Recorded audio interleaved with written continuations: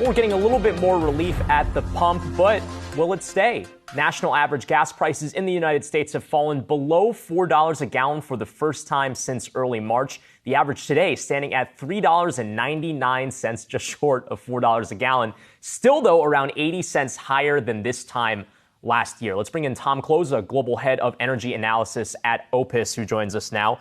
Tom, great to have you on the program. The first natural question I'm sure Americans are having is, can we get even lower than this? What do you see?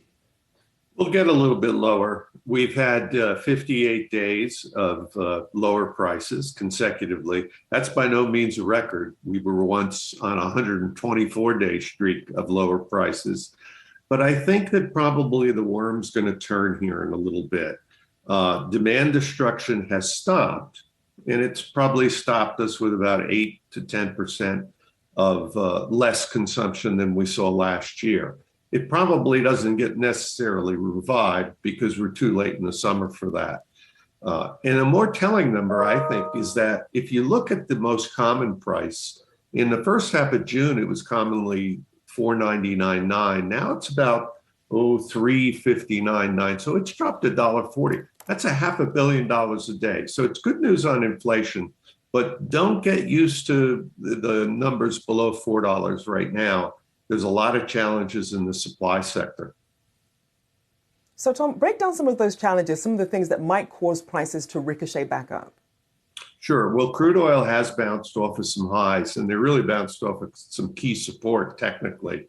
We've been selling crude from the Strategic Petroleum Reserve, and it's had an impact. It has mitigated some of the high prices, but it runs out, let's say, in October. So we have to worry about fall and winter for crude. On the gasoline side, refineries were making so much money in the second quarter that they basically pushed off the maintenance that they have to do almost every year till the fall. So we're going to see lower refinery production in the fall. But the big threats really come with power outages or with hurricanes. I mean, we're only in the first or second inning of hurricane season, and a hurricane in the Gulf of Mexico could bring prices up in increments of 25 and 50 cents a gallon. So cross your fingers, but don't necessarily expect that the next 58 days are going to bring $1.40 in lower prices.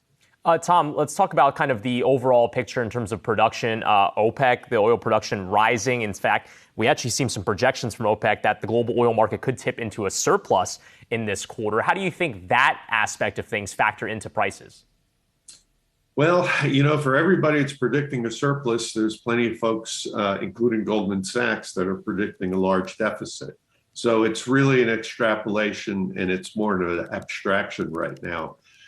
We think demand is probably going to stay about where it is. And we're worried more about the middle of the barrel, diesel, jet fuel, marine oil. That's where I think, we could get a fat and sloppy midsection by the winter, particularly if natural gas keeps doing crazy things in Europe. This morning, it was the equivalent of $375 a barrel oil. So anywhere around the world other than North America where you can switch to oil instead of natural gas, that's happening. And Tom, I want to ask you, because obviously a lot of people are happy to see gas at the pump there under $4 a gallon, but regionally we are seeing quite a bit of divergence there. Why is that? Oh, I think it's record divergence or diversity. If you look at California, the prices are still well above $5. And last week we saw some prices below $3 in Texas and Oklahoma. Those numbers are done right now. But there's a big difference between what you pay if you're in a clean air city that requires reformulated gasoline. That's the Northeast, that's California, that's Houston and Washington, D.C., and Chicago, for example.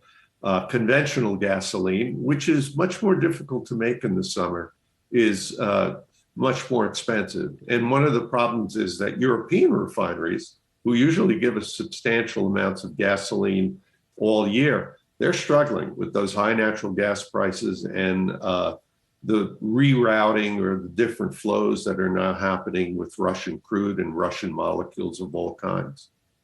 So how much of a factor do you, we have to remember that there's still a war going on over in Ukraine.